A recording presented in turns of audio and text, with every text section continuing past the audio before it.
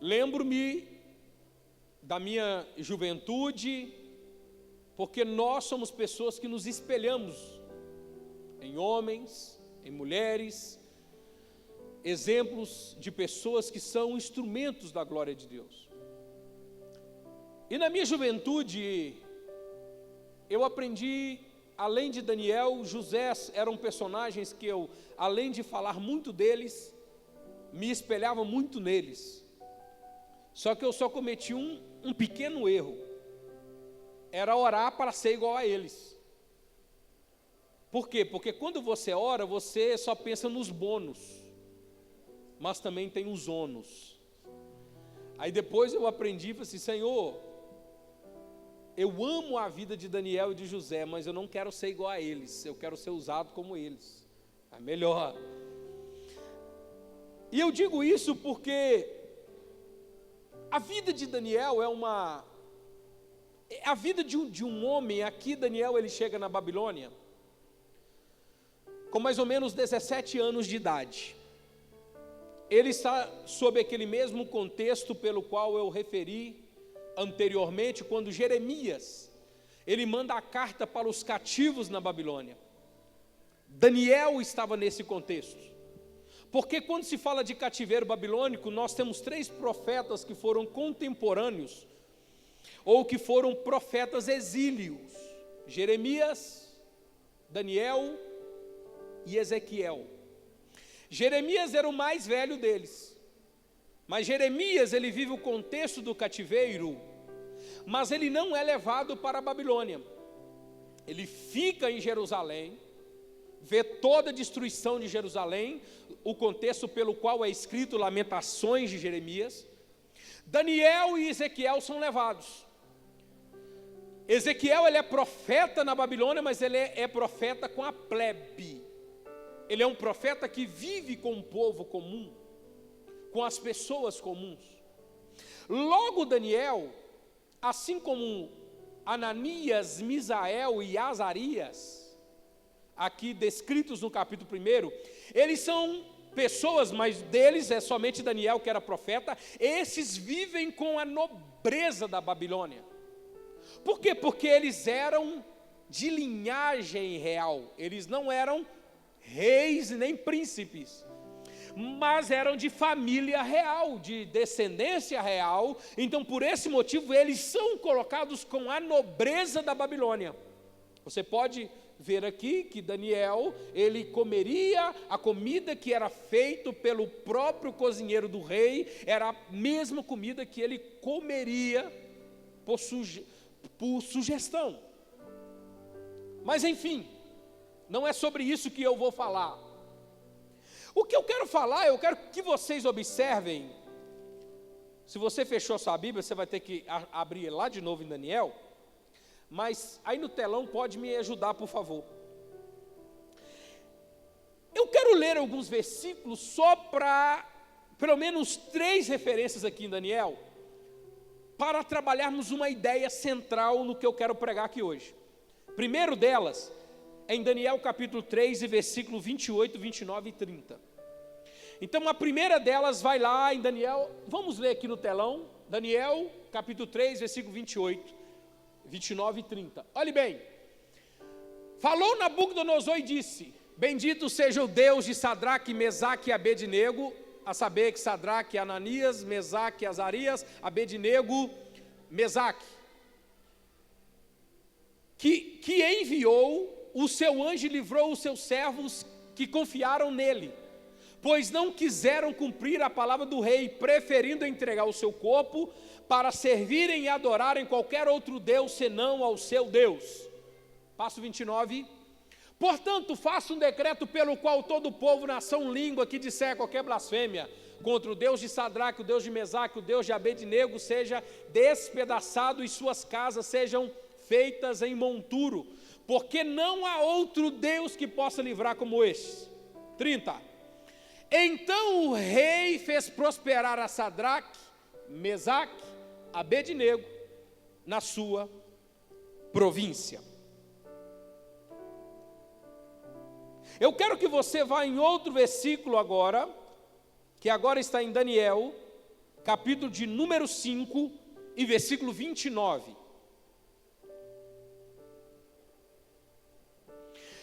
Daniel, capítulo 5, versículo 29. Só o 29 nesse capítulo. Então mandou Belsazar era filho de Nabucodonosor, que vestisse Daniel de púrpura e lhe pusessem cadeia de ouro ao pescoço e proclamassem que passaria a ser o terceiro no governo do seu reino. Só palavra de bênção, é ou não é? É ou não é? Amém? Quem quer, diga glória a Deus. Vai lá agora no capítulo 6 e versículo 26 de Daniel. Daniel 6, 26 e 27. Faço um decreto pelo qual em todo domínio do meu reino os homens tremam e temam perante o Deus de Daniel, porque ele é o Deus vivo e que permanece para sempre. O seu reino não será destruído, o seu domínio não terá fim. 27. Ele livra, ele salva e faz sinais e maravilhas no céu e na terra. Foi ele quem livrou Daniel do poder dos leões. Quem crê nessa palavra, diga glória a Deus. Ok.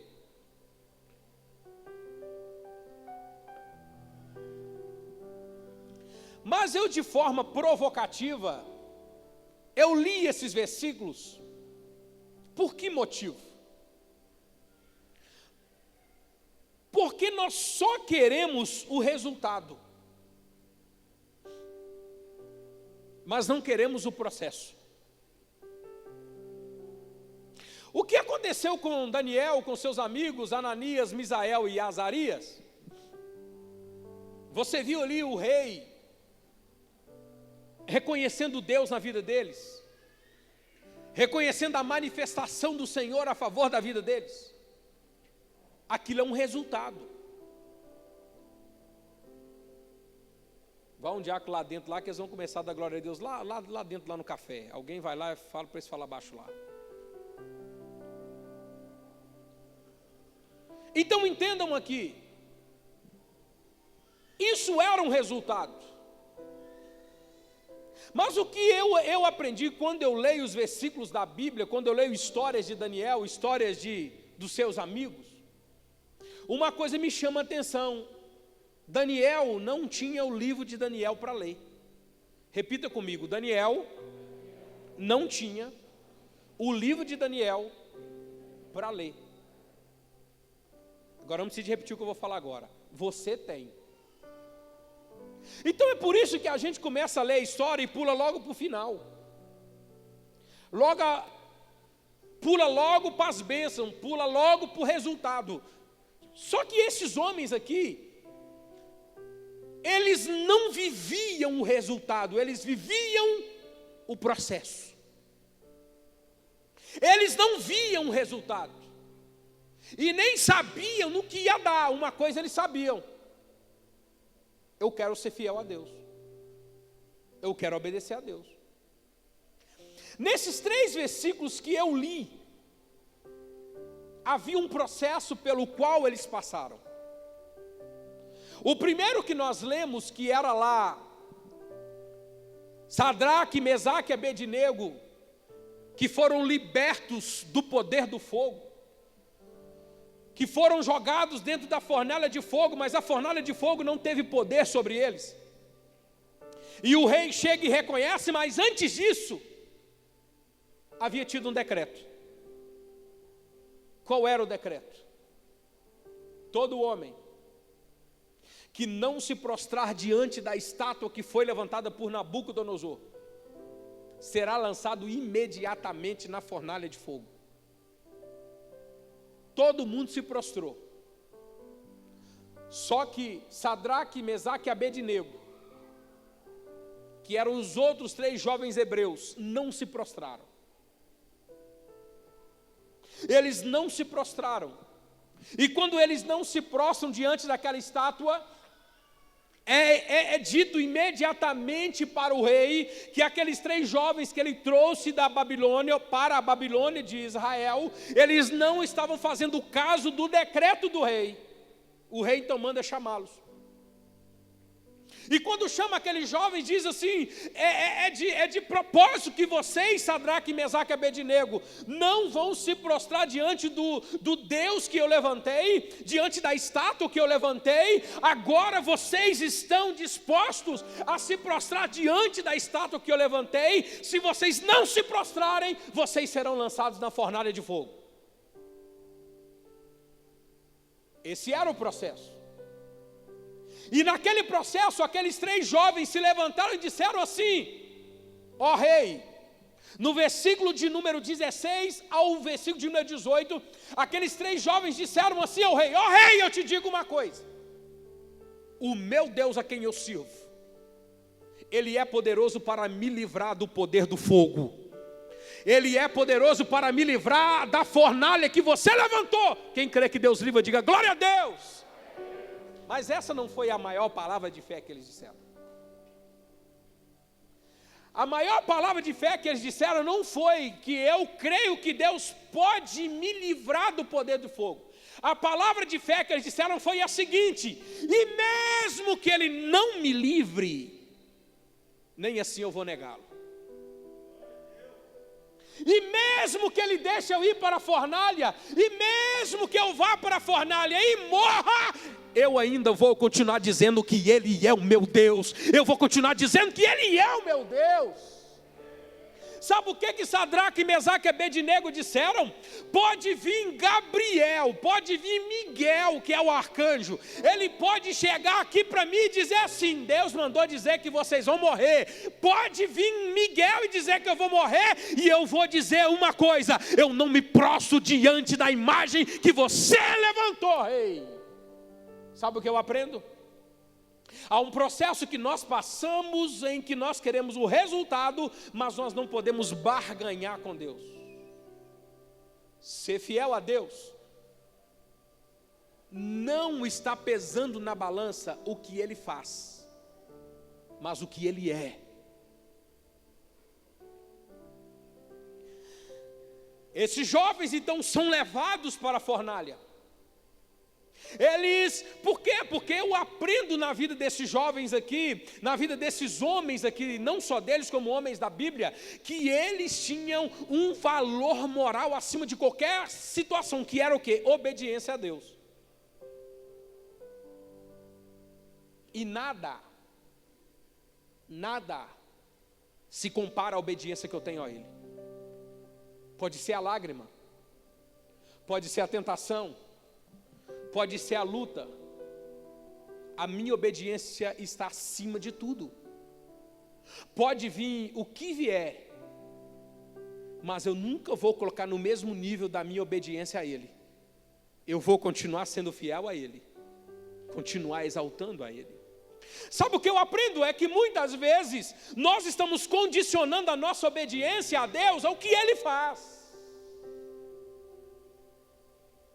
Só que eu vejo aqui que Deus, Ele nos surpreende sempre.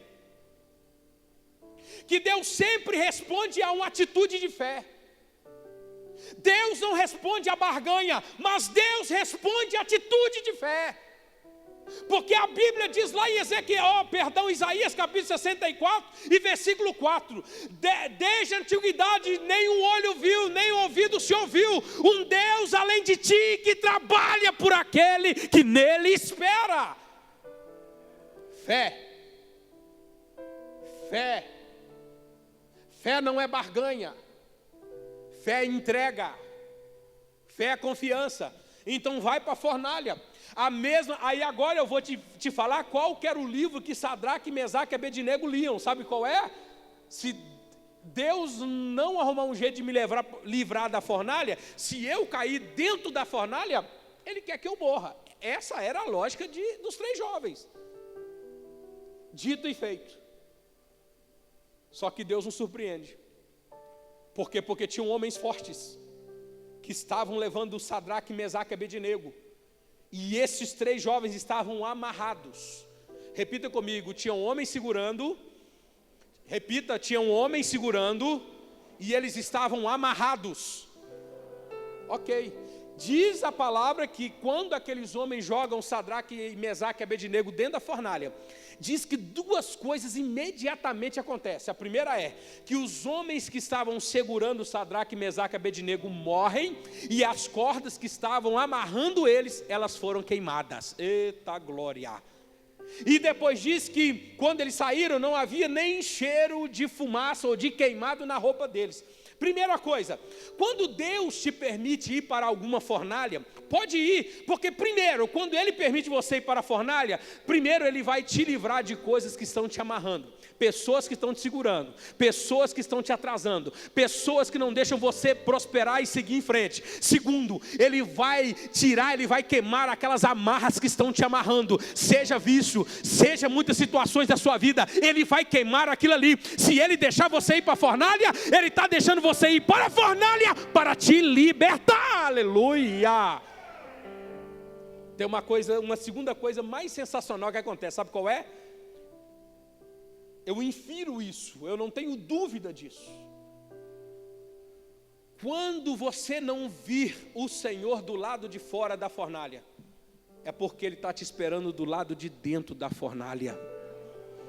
Você não entendeu. Vai ter hora da nossa vida que nós estamos para entrar na luta. A gente ora, a gente pede a Deus e parece que Deus se silenciou, parece que Deus não vai falar conosco. Não é porque Deus não está na sua história. Deus saiu de fora da fornalha e te espera do lado de dentro da fornalha. Ele entra na fornalha com você, sabe por quê? Porque quando Nabucodonosor viu, ele não viu 3 homens, ele viu 4 homens, e o quarto homem era semelhante, filho dos deuses, e eles andavam dentro da fornalha. Há um processo que você vai passar, passe o processo, porque sem processo não há resultado.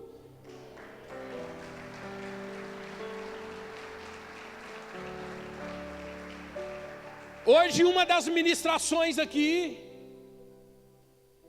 o Nem, que falou que chamei de Nem, de bolota, né? Ele falou quando você faz um bolo. Quando você faz um bolo tem o quê? Um processo. Você não faz um bolo, haja um bolo. Não, você pega os ovos, a farinha, o açúcar, o óleo, você mistura ingredientes, sim ou não? Você mistura, há um processo. Você tem que ter esse processo para você ter o quê? Um resultado. E eu achei tão interessante o que o Nem disse, que quando você termina o bolo está pronto. Você consegue separar agora o ovo da farinha, do açúcar? Está tudo o quê? É isso que Deus quer fazer com você. O processo vai te misturar à imagem de Deus. O processo vai te moldar à imagem de Deus. O resultado, sabe qual vai ser o resultado? Deus vai te moldar à imagem do Filho dele. Esse é o plano de Deus. Esse é o plano de Deus, é te colocar igualzinho a Jesus. Quem quer ser igual a Jesus, diga: eu quero! Esse é o plano de Deus. Se você quer, então aplauda Ele, glorifique a Ele.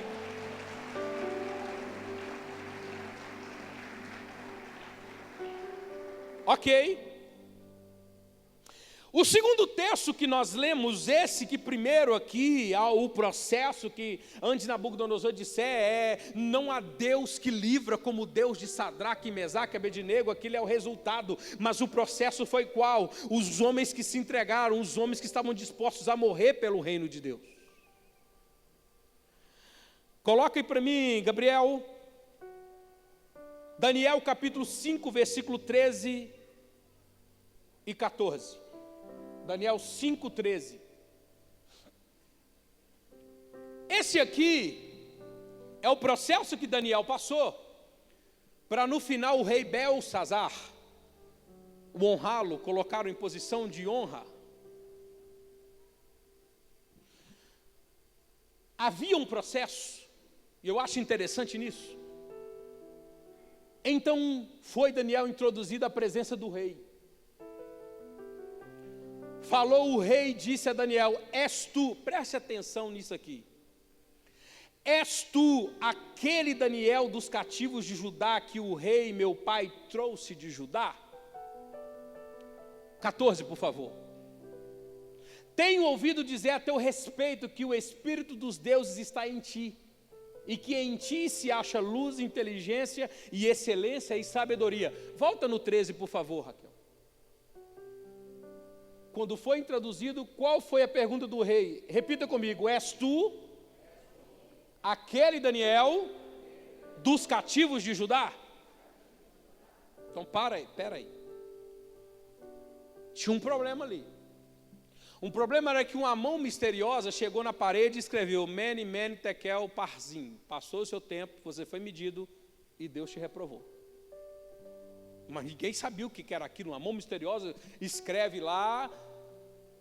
Belsazar, que era filho de Nabucodonosor, não conhecia Daniel. A rainha mãe conhecia Daniel.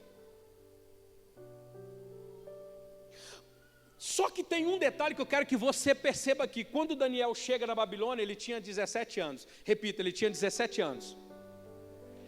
Alto, irmão. Ele tinha 17 anos. Agora repita comigo. Agora, ele tinha 86 anos. Passaram-se quase 70 anos. 69 mais preciso. Entenderam esse detalhe aqui? A rainha mãe chega para o filho e diz assim: no reino tem um homem que nos dias do seu pai ele foi usado, interpretou sonhos. Não sei o que acontece com aquele homem é diferente. Tem negócio nele que eu nunca vi na minha vida. Então Belsazar, deixa o versículo 13 aqui. Então Belsazar, que não conhecia Daniel, a pergunta dele não foi uma pergunta de a identidade de Daniel. É você? Não, todo mundo sabia que ele era o Daniel. Ele era o Daniel, assim como Cátia de Oliveira Andrade Chaves. Não era isso que Belsazar estava perguntando. A pergunta de Belsazar era: você ainda é o mesmo homem de Deus que você era? Quantos anos se passaram? Quantos anos se passaram? Pode arredondar, 70, fala 70. Quantos anos se passaram? Daniel é introduzido à presença do rei e ele pergunta o que para ele? É você ainda aquele homem que Deus usa?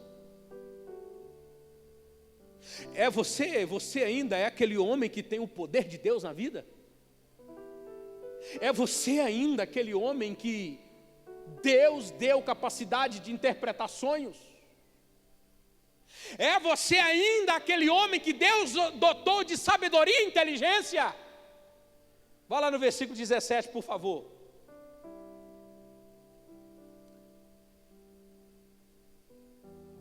Depois o rei ofereceu um tanto de coisa para ele interpretar o sonho, e ele repetiu, disse o quê? Então respondeu Daniel e disse na presença do rei: os teus presentes fiquem contigo, e dá os teus prêmios a outrem. Todavia, levarei o rei à escritura e lhe falarei acerca da interpretação. Sabe o que Daniel mostra aqui? Que eu vejo que é um processo que muitos de nós não estão vivendo. É um processo de não ser descaracterizado pelo tempo. Quantos de nós estamos sendo descaracterizados pelo tempo? Quantos de nós estamos perdendo a característica que nós tínhamos, o dom que nós tínhamos, o chamado que nós tínhamos? Daniel foi honrado, mas Daniel nos ensina: passe 10, passe 20, passe 30 anos, mas continue sendo o mesmo homem e a mesma mulher de Deus. É claro que eu entendo que a minha postura, a minha psicologia hoje, depois de uns 20 anos atrás, ela muda. A minha estrutura muda. A minha forma de pensar muda. A minha postura diante de várias situações mudam por causa da maturidade, mas a minha essência não pode mudar. A minha essência não pode mudar. Hoje essa pergunta de Belsazar é uma pergunta de Deus para muitos homens e mulheres aqui hoje. És tu aquele ainda? Ainda você conserva?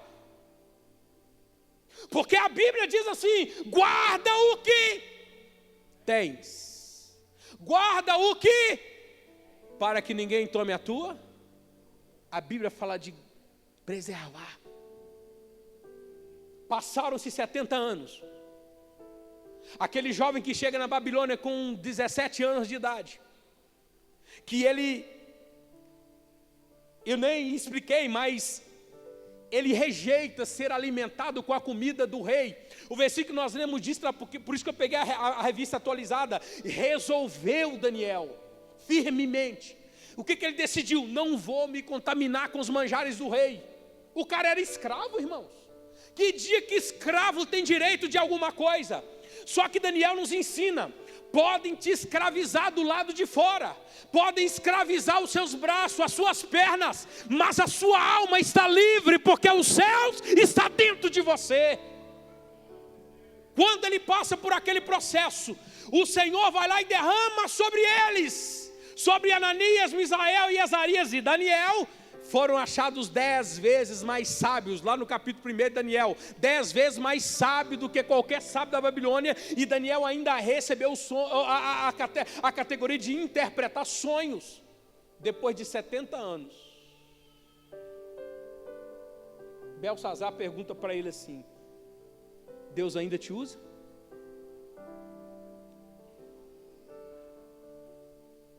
Quem está entendendo, diga assim: estou entendendo, pastor. O dedo de Deus está, o meu dedo, não de Deus, o meu está apontando para você, te perguntando: Deus ainda te usa?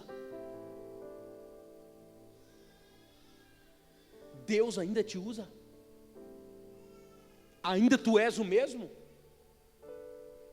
Ou o tempo descaracterizou quem você é? Ou o tempo tirou as características que você tinha?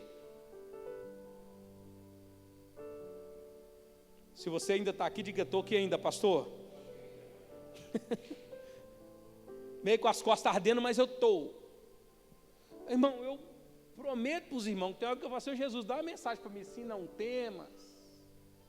Vai em frente que eu sou contigo. Eu já vi que não é a minha. Tá bom, vai embora. Depois você se vê com Jesus. Nessa parte eu aprendo que é um processo que nós não podemos deixar o tempo mudar a nossa essência. Eu digo essência.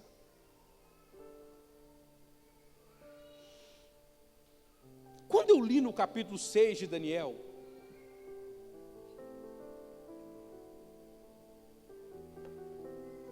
li ali depois que ele sai da cova dos leões, o Senhor se revela e todo mundo falou não a Deus como o Deus de Daniel. Ele chega ao ponto de livrar o seu filho ou o seu servo do poder dos leões. Isso é o resultado. Mas qual era o processo? O processo você vai ver agora. Vai lá em Daniel 6:10, coloca aqui. Pode acompanhar no telão que vai ficar melhor. O que estava acontecendo lá na Babilônia? Aqui Daniel foi mais ou menos meses depois de interpretar o sonho de Belsazar. No último versículo do capítulo 5, mostra que Belsazar, ele morre. O império que ele era, o império babilônico, ele é subjugado pelo império medo-persa. E agora o império medo-persa, que é o império chamado o Ciro, os Darius, eles dominam agora. E Daniel agora está nesse novo reino, nesse novo domínio.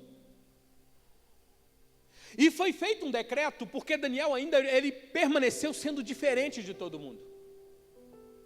Só que todo mundo queria pegar Daniel, queria jogar Daniel, literalmente acabar com Daniel, e até que tiveram uma ideia, tem uma ideia, nós só vamos conseguir pegar Daniel na lei do Deus dele. Então vamos fazer o seguinte, vamos criar uma lei para pegar Daniel. Qual que é a lei? Vamos falar que ninguém, durante o espaço de 30 dias, poderá orar o seu Deus, a não ser falar com o rei. E os reis daquela época, eles tinham essa divinização, essa volúpia de ser considerado Deus. E pareceu muito bem a Dario que isso seria maravilhoso. Aqui entra o versículo. Daniel, pois, quando soube que a escritura estava assinada, esse edito que eu acabei de dizer, entrou na sua casa, em cima do seu quarto, onde havia janelas abertas para Jerusalém, 3 vezes por dia se punha de joelhos e orava e dava graças a Deus, e diante do seu Deus, como costumava, mas não tinha um decreto que não podia orar? Não tinha um decreto lá que não podia falar, a não ser com o Dario? Não, mas para Daniel, aquilo não mudava nada, porque o relacionamento dele com Deus não estava em barganha com nada, nada chegava lá. Mas tem uma coisa aqui no Daniel que mostra o seguinte: ele tinha constância, ele tinha continuidade, ele era constante, na sua vida com Deus. Ele era constante na sua disciplina com Deus. Hoje nós passamos aqui, está quase 12 horas, mas já são quase 11 horas que nós estamos aqui buscando a presença de Deus. Eu te pergunto, esse ano, fora da reunião da igreja, fora dos horários do culto da igreja, dos horários de 9, dos horários de 18h30, dos horários das 20 horas, ou da segunda, ou da quarta, ou da sexta-feira, me responda se você, pelo menos um dia, tirou 1 hora para ficar com Deus. Não, isso é você e Deus. Você deve ter tirado umas 2 horas por dia para ficar olhando a vida dos outros no Facebook. Você deve ter ficado no mínimo, por semana, umas 10 horas assistindo uma série, Round 6. Você deve ter tirado horas, muitas horas, no telefone com a namorada, porque com a esposa é mensagem objetiva, né? Compra isso para mim. Namorada. Pelo menos em casa é assim. Pior que agora é hora de gastar, né? Porque antigamente tinha namorado, era os 3 segundos da oi, né? Agora que pode, não gasta. A pergunta agora é: e com Deus? Tem um amigo que ele contou uma vez, na pregação dele, ele disse assim, e hoje ele é casado, na época ele estava namorando, ele ficou 4 horas conversando com a namorada dele, depois de ter chegado da casa dela. Com quem já não aconteceu isso, né? Que atire a primeira pedra. Ficou 4 horas conversando com ela no telefone, depois de ter vindo da casa dela. Ok, dormiu, de manhã acordou e foi orar. Ficou 1 hora orando, ou você fala assim, glória. Só que na hora que ele acabou de orar, Deus falou com ele assim, só isso? Ele falou que Deus falou com ele assim, só isso? Você ficou 4 horas com a sua namorada e 1 só comigo? Diz assim, Senhor, misericórdia. Mas essa questão dele me faz pensar o que Daniel era. Daniel constante. Chegou o decreto que proibia orar. Meu irmão, essa pandemia foi uma maravilha, porque tudo que muita gente queria era um motivo para não ir na igreja. Arrumou a pandemia. Você teve pandemia. A pandemia era a desculpa que você queria. Teve muita gente que converteu na pandemia, mas o que muita gente voltou para a cachaça na pandemia, eu vou te contar, viu?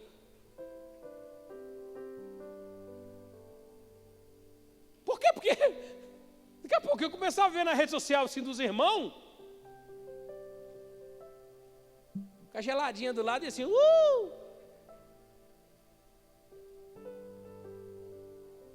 Não, porque não pode ir na igreja, porque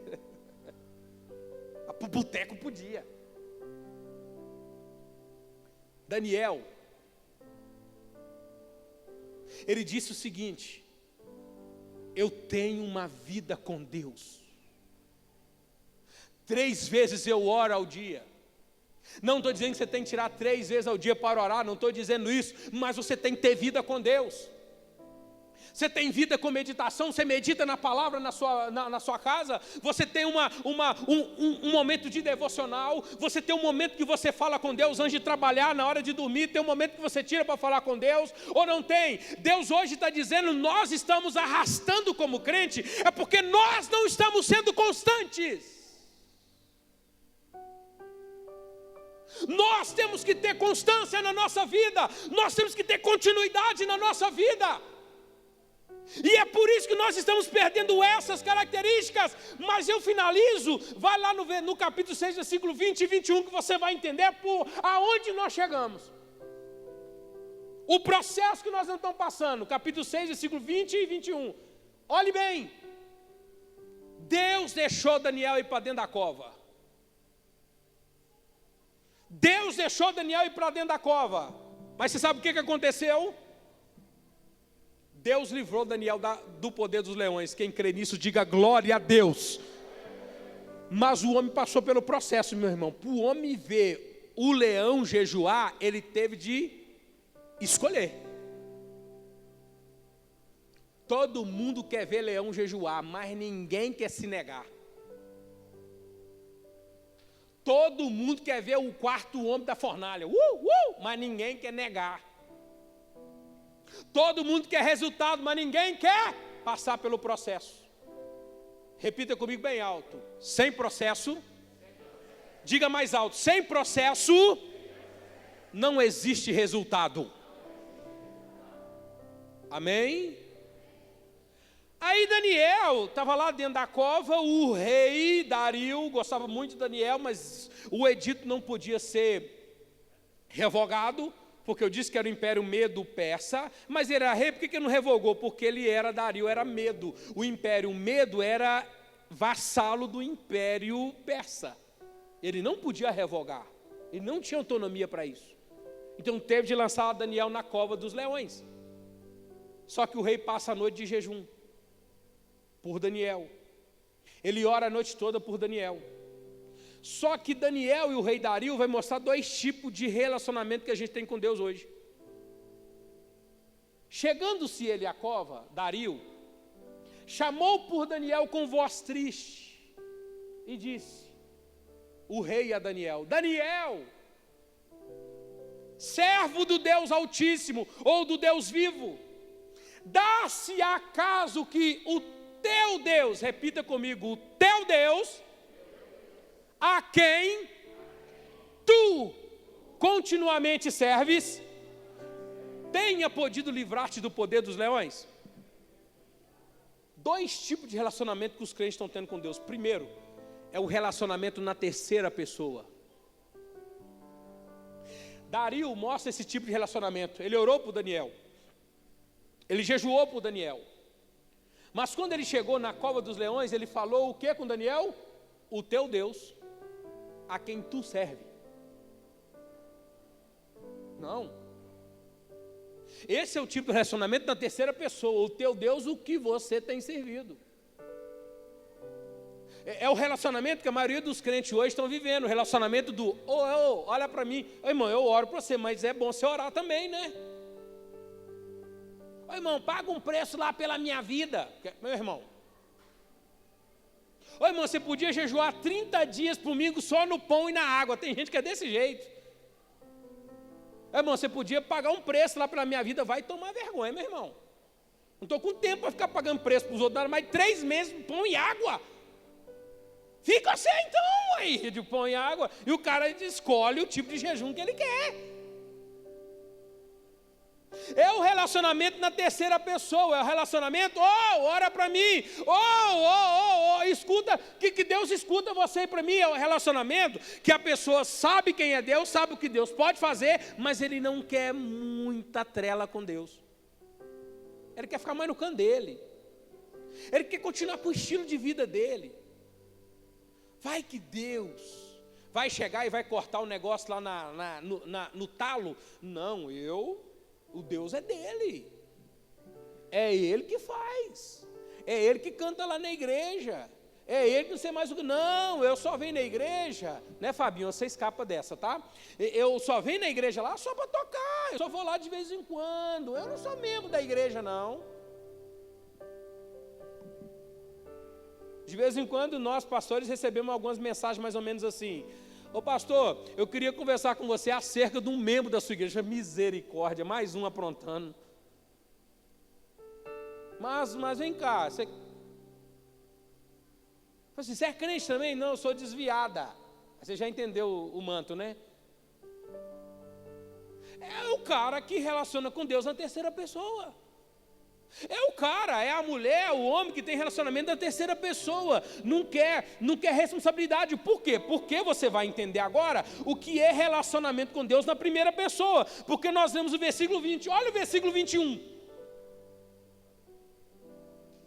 Então falou Daniel ao rei: vive eternamente. Passo 22. O meu Deus, o meu Deus enviou o seu anjo, fechou a boca dos leões, para que não me fizesse dano algum, porque foi achado em mim inocência. Diante dele também contra ti, ó rei, não cometi delito algum. Vai o 23. Então o rei se alegrou sobremaneira e mandou tirar Daniel da cova. Assim foi tirado Daniel da cova, e nenhum dano foi achado nele, porque crera no seu Deus. Quando o rei chegou, falou: o seu Deus a quem tu serve? O homem lá de dentro gritou: ei rei, o meu Deus, eu tenho relacionamento com ele na primeira pessoa. Eu vivo com ele, eu acordo com ele, eu durmo com ele, eu caminho com ele. Em tudo que eu faço, ele está comigo, porque ele é o meu Deus. Ele é o meu Deus. Ele é o meu Deus.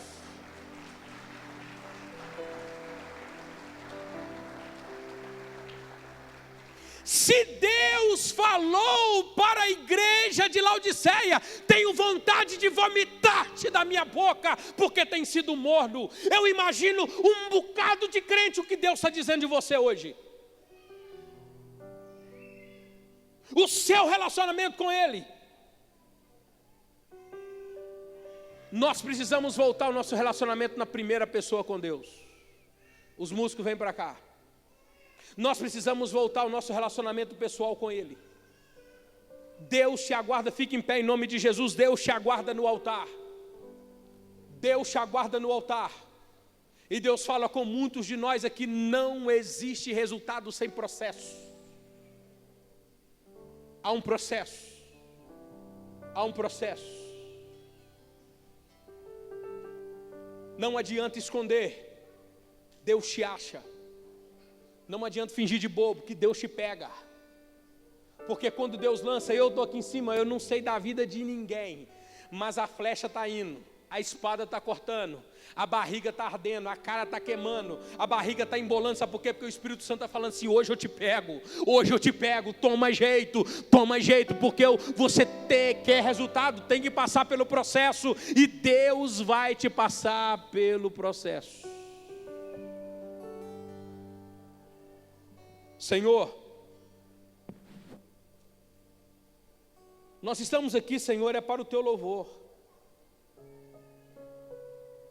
É porque o Senhor é maior. Porque o que mais importa não são os nossos planos, nem os nossos desejos, mas quem o Senhor é.